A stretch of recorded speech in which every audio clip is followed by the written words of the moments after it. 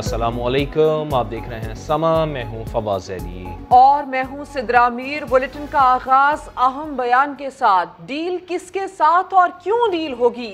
मरियम नवाज गुस्सा हो गई, कहती हैं हम पागल हैं जो इतनी कुर्बानी देने के बाद भी डील करेंगे। वाजे कर दिया कि नून लीग में कोई इख्तलाफ नहीं, जहां शहबाज शरीफ हो वहां मेरी जरूरत नहीं होती। खबरदार कर दिया कि आज़ाद कश्मीर में धांधली की गई तो संगीन नताइज भुगतना पड़ेंगे। समा के एंकर पर्सन नदीम मलिक को FIA की जानिब से नोटिस भेजने पर भी बरहमी का इजहार किया।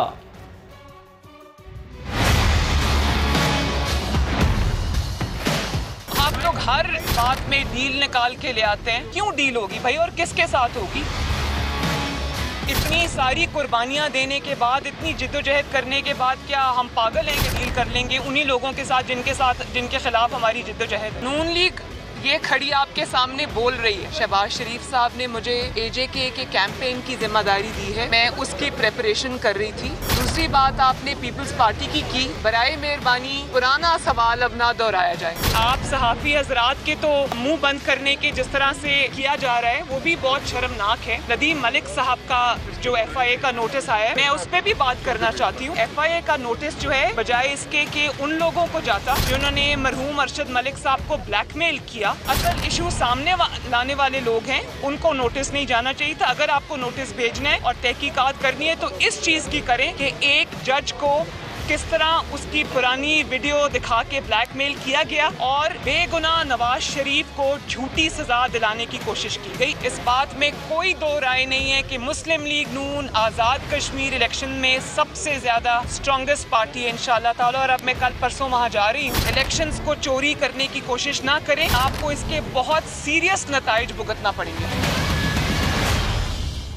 और हमारी सियासत में ये आसान है कि सच जुबान से फिसल जाए तो उस पर सियाको सबाक का पर्दा डाल दिया जाता है, मगर झूठ के पांव नहीं होते। कुछ ऐसा ही शाहिद खाकान अब्बासी और फिर मरियम नवाज से भी हुआ। क्या हुआ और कैसे हुआ आपको दिखाते हैं। शायद पाकिस्तान की तारीख का पहला मौका है कि स्टूडेंट के पास चॉइस नहीं है। आज सौदा है, खरीदने वाला कोई नहीं है। ये मसला पैदा हो गया। हम सौदा करके इक़्तिदार में नहीं आना चाहते। शहबाज साहब जज्बात में उन्होंने TV पर वो बात कर दी जो शायद हमें पब्लिकली नहीं करनी चाहिए थी। झूठ तो बोलना नहीं चाहिए, लेकिन सारा सच बोलना भी लाजमी नहीं होता। मनाने की बात मैं शहबाज साहब की तरफ से हाथ जोड़ता हूँ आपको कि उनसे गलती हो गई है। इस बात को छोड़ें, इस बात को छोड़ें, इस बात को छोड़ें। एस्टैब्लिशमेंट का इन दिनों क्या हाल है? शहबाज शरीफ पब्लिक में इतना सारा सच कैसे बोल गए? नून लीग के रहनुमा शाहिद खाकान अब्बासी समा से इंटरव्यू में सब कह गए और जब अंदाजा हुआ कि खुद भी जरूरत से ज्यादा सच बोल गए और फिर इस पर सियाको सबाक का पर्दा डालने लगे। समा TV से एक साहब आए, उन्होंने 55 मिनट का इंटरव्यू किया, बिल्कुल कॉन्टेक्ट से हटाकर, सियाको सबाक से हटाकर 5 मिनट उसमें से क्लिप्स काटकर और TV पर चला दिए। ये तासुर देने की कोशिश की कि मैंने शहबाज शरीफ साहब के बारे में कोई बात की है या राना तनवीर साहब के बारे में बात की। और फिर शहबाज शरीफ राना तनवीर से माफियां भी मांगने लगे। शहबाज शरीफ साहब से भी माजरत कर चुका हूँ, राना तनवीर साहब से भी कर चुका हूँ। समझ आ गया ना कि शायद को समझ नहीं आई। शायद साहबान को शायद का कान को मुझसे पूछ कि मैंने कहा था, उनको समझ आ जाएगी। बड़ी अच्छी है। यहाँ तक तो शाहिद खाकान के अपने तदादात ने उनका पीछा किया। आज जब समा ने नून लीग नायब सदर मरियम नवाज से शाहिद खाकान के बयान पर सवाल किया तो उन्होंने भी सच पर सियाको सबाक का पर्दा डाल दिया। शाहिद खाकान अब्बासी ने ये कहा है कि शहबाज शरीफ को खुलेआम पकड़ने वाली बात नहीं करनी चाहिए थी। आपकी इस पर क्या स्टेटमेंट? उनका शाहिद खाकान अब्बासी साहब का स्टेटमेंट है कि उनकी जो मैंने वो स्टेटमेंट सुना है, उन्होंने कहा कि सियाको सबाक से हटकर उनकी बात को पेश किया गया, तो खुद ही उन्होंने वजाहत दे दी उस बात की। और फिर वो भी गड़बड़ कर गई। एस्टैब्लिशमेंट के सवाल पर एक तीसरा ही मौक़िफ़ पेश कर दिया। एस्टैब्लिशमेंट की चॉइस कोई मायने नहीं रखती। एस्टैब्लिशमेंट की चॉइस जब इमरान खान की सूरत में कौम पर मुसल्लत की जाती है, उसका जो नतीजा है वो आज पूरी कौम ने देख लिया। नून लीग के इन बयानात से तजादात में लिपटा एक ऐसा सियाको सबाक सामने आया कि सच बेचारा कहीं गुम हो गया।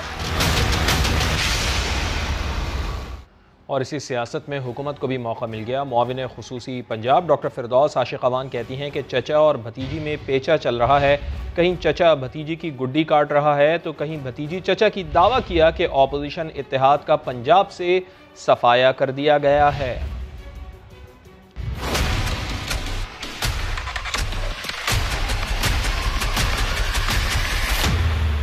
पेचा जो है वो चचा भतीजी में चल रहा है, तो कहीं चचा भतीजी की गुड्डी काट रहा है और कहीं भतीजी चचा की गुड्डी काट रही है। ये बसंत जो नून लीग के अंदर चल रही है, नून वर्सेस शीन जो मैच जारी है, शहबाज शरीफ पार्टी के सदर के तौर पे बाख्तियार होते हुए नजर आ रहे हैं। जाली राजकुमारी जो है वो शाही महल तक महदूद होती दिखाई दे रही है। हवा में लहराती हुई पतंग पता चल जाए कट रही है तो उसके पीछे भाग के लूटने वाला टोला भी एक होता है, तो मरियम को आप उस कैटेगरी के साथ जोड़।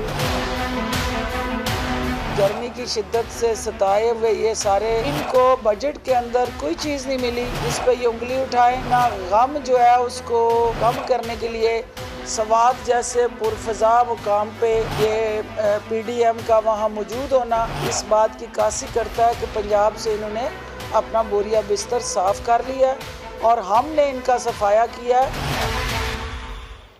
और मज़ार कायद की बेहुरमती का मामला, कराची की मकामी अदालत ने मरियम नवाज और उनके शौहर सफदर अवान के खिलाफ इंदराज मुकदमा की दरख्वास्त मुस्तरद कर दी। बात करेंगे इरफानुल हक से। इरफान, बताइए तफसील।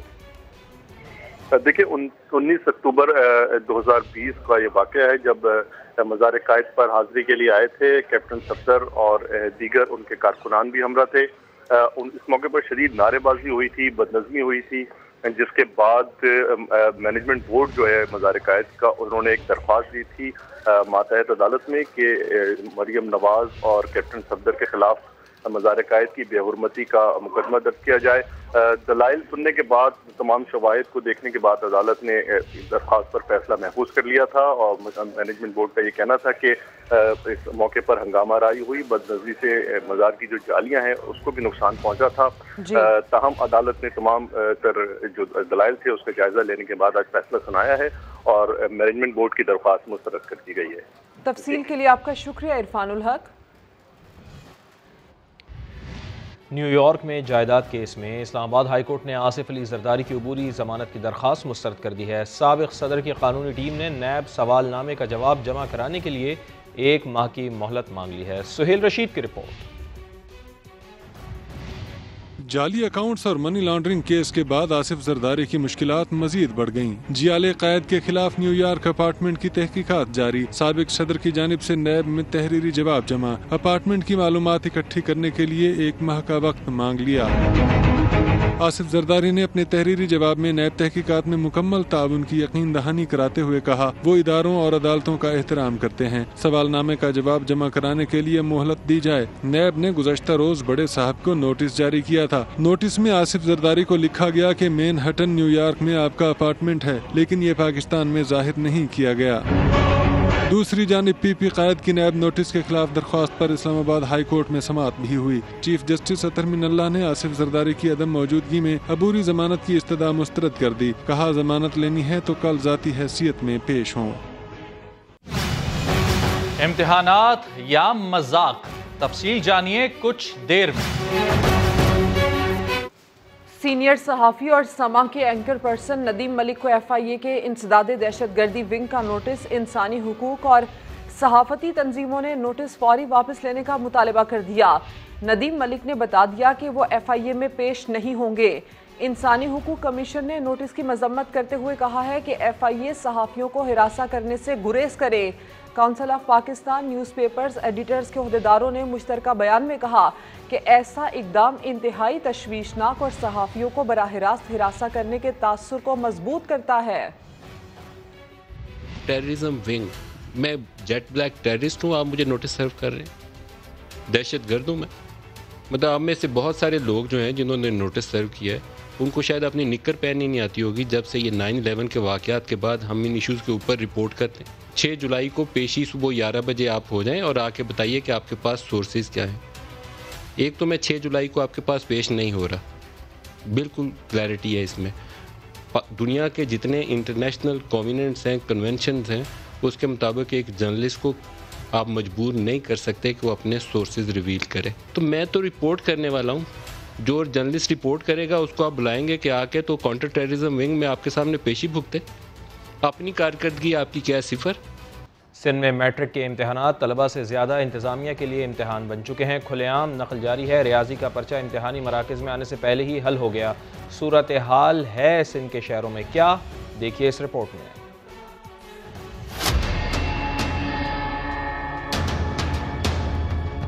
इम्तिहान होता रहा और नकल चलती रही।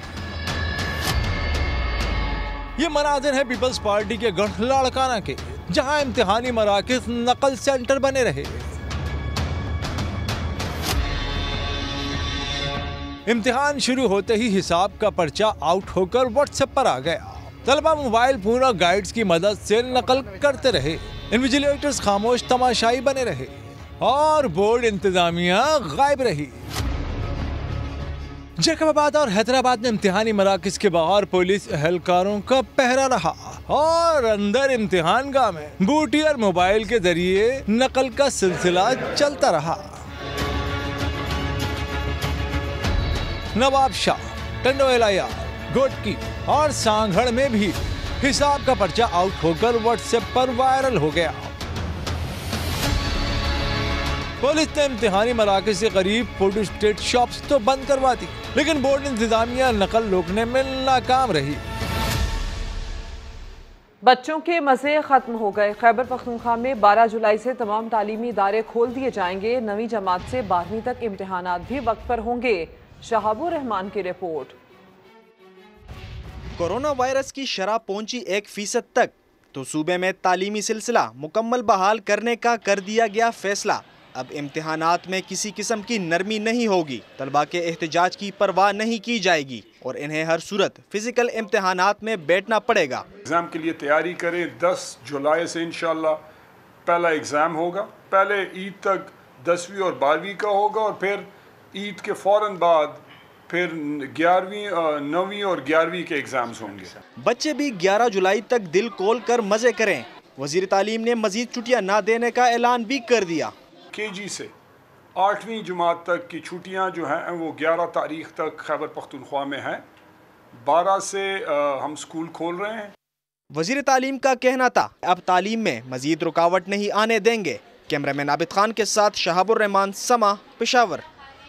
कराची में बारिश से DHA और क्लिफ्टन के इलाके डूबने से मुताल्लिक़ केस की समाअत। सिंध हाई कोर्ट ने administrator DHA CEO cantonment board Clifton को निकासियाब की रिपोर्ट जमा न कराने पर तौहीन अदालत के नोटिस जारी कर दिए हैं। सिंध हाई कोर्ट के 2 रुकनी बेंच ने बारिश से DHA और क्लिफ्टन के इलाके डूबने से मुताल्लिक़ केस की समाअत की। अदालत ने रिमार्क्स दिए कि मानसून आने वाला है, 10 जुलाई तक जवाब जमा कराया जाए। बताया जाए कि निकासियाब से मुताल्लिक़ क्या इक़दाम उठाए गए हैं। अदालत ने administrator DHA CEO cantonment board Clifton, national और सूबाई डिज़ास्टर मैनेजमेंट्स को नोटिस जारी कर दिए हैं। अदालत ने नेशनल और सूबाई डिज़ास्टर मैनेजमेंट से रिपोर्ट भी तलब कर ली है। फैसलाबाद में खातून व्यापारी के चर्चे हैं। नाज नखरों से पले मिसेज आमिर के खूबसूरत और तगड़े बछड़ों का कोई जोड़ ही नहीं। उस्मान सिद्दीक की रिपोर्ट। खातून व्यापारी सब पर भारी। ये है फैसलाबाद की न्यामुआना मंडी की खातून व्यापारी मिसेस आमिर, जो माहिर तो घर की सजावट की हैं, मगर बछड़े पाल कर फरोख्त करने का शौक इन्हें मवेशी मंडी तक ले आया। पूरा दिन मैं इनके साथ गुजारती हूँ, इनको प्यार करती हूँ, इनको खाना खिलाती हूँ, इनका मसाज करती हूँ। जो हमारा रेसिपीज़ हैं वो सारी मेरी अपनी ओन डेवलप्ड रेसिपीज़ हैं। मैं बाज़ार से इनका वांडा नहीं ख़रीदती, क्योंकि जिस तरह एक माँ होती है वो अपने बच्चे के लिए खाना बनाती है तो उसकी उसमें पूरी एफ़र्ट शामिल होती है कि सबसे ग़िज़ाइयत से भरपूर मेरे बच्चे का खाना बने। तो इनके साथ भी मेरा यही हिसाब किताब है। मिसेस आमिर के बाड़े में खड़ा एक से बढ़कर एक बछड़ा ग्राहकों की तवज्जो का मरकज है। लेडीज़ थी, लेडीज़ ने डीलिंग अच्छी की है, इसलिए मुझे अच्छा लगा, इसलिए मैंने 2 जानवर उनसे खरीद लिए हैं। खातून व्यापारी के बछड़े की कीमत 1 लाख रुपए से 10 लाख रुपए तक है। कैमरामैन रिजवान साबरी के साथ उस्मान सदीक समा, फैसलाबाद। लोअर दीर में वैक्सीनेशन के लिए आए ओवरसीज़ पाकिस्तानी फहरिस्त में नाम न होने पर मुश्तइल हो गए। पुलिस ने हंगामा आराई करने वालों को लाठीचार्ज करके मुंतशिर किया।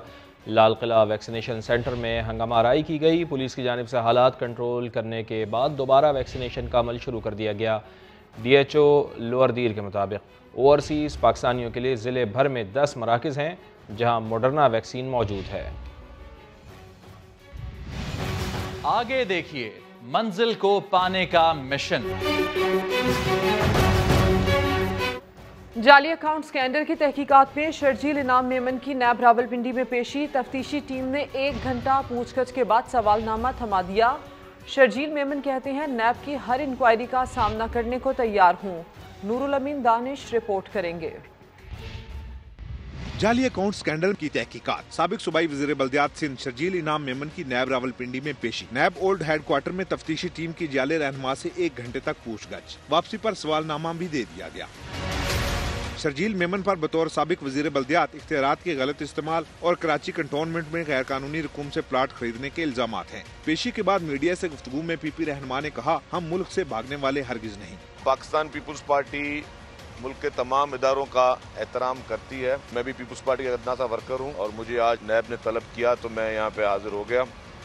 हम हर किस्म की इंक्वायरीज को, इन्वेस्टिगेशंस को, सबको फेस करने के लिए हर वक्त तैयार हैं। जाले रहनुमा की हुकूमत पर भी कड़ी तनकीद। इल्जाम लगाया कि हुक्मरानों ने अपने असर रसूख से अपने खिलाफ केसेस बंद करवा दिए। ना ही हम वो लोग हैं जो अपने असर रसूख से जो हेलीकॉप्टर केस है KP के गवर्नमेंट का वो बंद करवा दें। सुप्रीम कोर्ट के स्टे ऑर्डर की सूरत में BRT जैसा एक अहम केस जिसके शवाहिद आया हो चुके हैं, स्टे ऑर्डर के पीछे उन इन्वेस्टिगेशन से हम भागे। नैब ने शर्जील मेमन को सवालनामे का 14 रोज में तहरीरी जवाब देने की हदायत कर दी। जाले रहनुमा ने गुज़श्ता रोज इस्लामाबाद हाई कोर्ट से अबूरी जमानत कराई थी।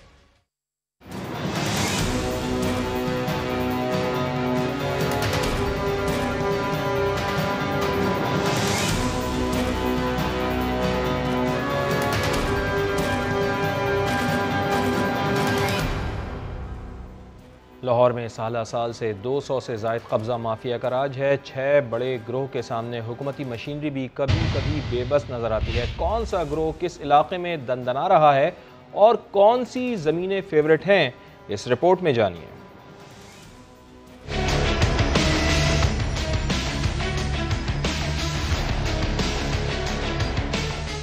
कहीं बम, कहीं काली, कोई जीला तो कोई भोला। लाहौर में हाउसिंग सोसाइटीज के साथ साथ कब्जा माफिया की तादाद में रोज ब रोज इजाफा होता चला जा रहा है। शहर में 200 से ज्यादा छोटे बड़े कब्जा ग्रोह सरगर्म। लाहौर पुलिस ने इंतजामी तौर पर शहर को 6 डिवीजन में तकसीम किया हुआ है।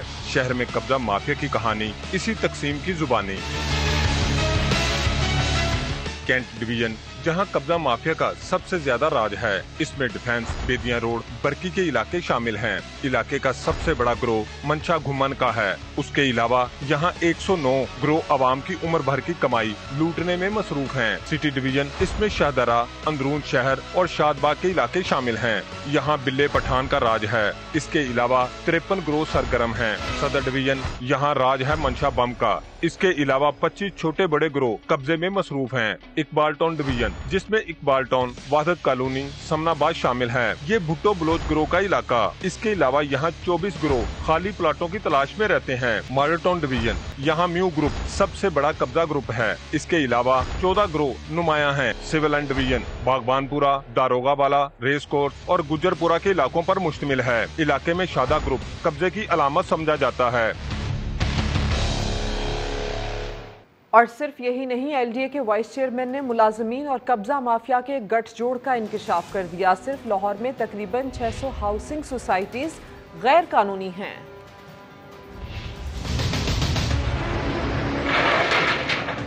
अगर LDA के अपने एरियाज में जो कब्जा है अगर उस पर हम नजर रखें तो हमें मिनिमम इसमें से 30 से 40 अरब तो निकलना चाहिए बाहर जमीनों में। कब्जा माफिया होते हैं ना, ये गवर्नमेंट की जमीन पे सबसे जल्दी कब्जा करने की कोशिश करते हैं, प्राइवेट लैंड पे नहीं। प्राइवेट लैंड वाला शोर करता है, गवर्नमेंट वाला ओनरशिप गवर्नमेंट के डिपार्टमेंट अक्सर नहीं लेते। तो होता क्या है कि गवर्नमेंट का नीचे का बंदा मिली भगत में मिल जाए तो ऊपर तक तो ये खबर ही नहीं पहुंचती कि कब्जा हो गया, और कब्जा करके अगर पैसे लगा के खला के उन्होंने पूरी कंस्ट्रक्शन कर डाली तो उसके बाद वो काबिज होकर बैठ जाते हैं, उनके 10 राइट स्टैब्लिश हो जाते हैं और इसी तरीके से वो कब्जा माफिया यहाँ पे ऑपरेट कर रहे थे। इसी तरह से कुछ ऐसे होते हैं जो प्राइवेट सेक्टर के लोगों की जमीनों पे कब्जा है। अब प्राइवेट बंदे की जमीन का कब्जा और किसी ने किया, वो दो बंदों का आपसी केस है, LDS में कुछ नहीं कर सकता, लेकिन उस पे हम ऐसे लोगों की हेल्प कर लेते हैं कि अगर उसमें उनकी जमीन पे किसी ने गैर कानूनी कंस्ट्रक्शन की है तो इजाजत तो हमसे नहीं लेना, तो हम उसको भी मसमार कर देते हैं और कम से कम उनका राइट स्टैब्लिश करा देते हैं। LDA में लगभग 596 आइडेंटिफाई करके हमने बाहर निकाली जो इलीगल हाउसिंग स्कीम्स थी सारी। जब LDA उनके खिलाफ मूव करता था FIR काटने के लिए तो 40 से ऊपर FIR आज तक काट ही नहीं सके। 260 उन लोगों पे FIR कटवाई गई जिन पे कभी LDA कोई हिम्मत भी नहीं करता था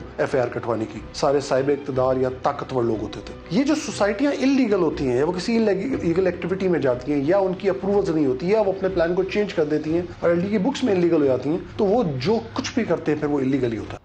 लाहौर में रावी रोड के रिहायशी गंदगी और आलूदगी से परेशान हैं। आवारा कुत्तों की बहुतात ने अलग जिंदगी अजीरन बना रखी है। मेरा नाम फरहान विलायत है और मैं रावी रोड का रिहायशी हूँ।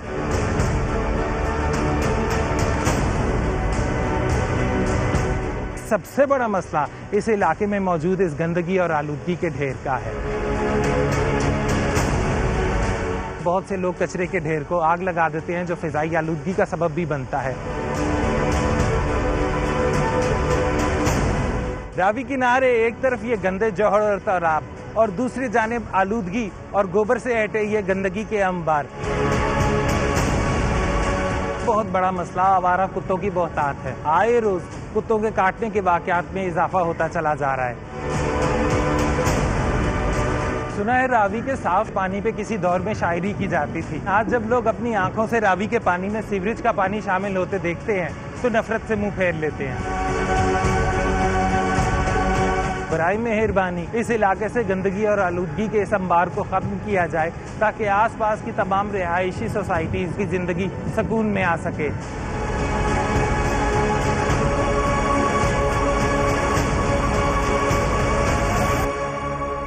पाकिस्तान के लिए खेलेंगे और मिलकर खेलेंगे। लाहौर के 3 भाई मैदान में आ गए। वालिद भी बच्चों को खूब प्रैक्टिस करवा रहे हैं। कादिर ख्वाजा की रिपोर्ट देखिए।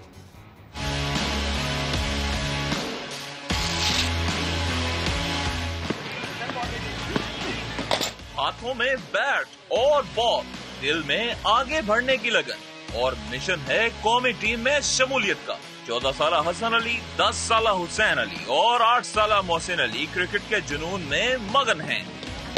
वेल शॉट यार, शाबाश। बॉल को अपने पास आने दोगे तो सही तरह उसको खेलोगे। तीनों भाइयों के वालिद डॉक्टर रिजवान सुबह शाम अपने बच्चों को खुद कोचिंग और प्रैक्टिस करवाते हैं।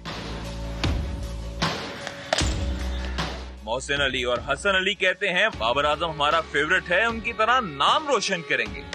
पाकिस्तान को रिप्रेजेंट करेंगे तीनों भाई और वो ऐसी मेहनत करते रहेंगे आगे। मेरा फेवरेट प्लेयर बाबर आजम है और मैं उसकी तरह पाकिस्तान का नाम रोशन करूंगा। शाबाश, वेल। तीनों भाइयों के वालिद डॉक्टर रिजवान कहते हैं कि बच्चों पर बहुत मेहनत कर रहा हूं। डॉक्टर होते हुए बच्चों को क्रिकेटर बनवाने का सोच लिया है। आज 2 साल से मैंने अपना वक्त, कारोबार और हर चीज सिर्फ इन बच्चों पे कुर्बान किया। डॉक्टर रिजवान ने ये साबित कर दिया कि हर वालिद अपने बच्चों को बगैर कोचिंग कोर्स किए ट्रेनिंग और प्रैक्टिस करवा सकता है। कैमरामैन इशफाक अब्बासी के साथ कादिर ख्वाजा, समा, लाहौर। ब्रेक के बाद हेडलाइंस देखते रहिए समा।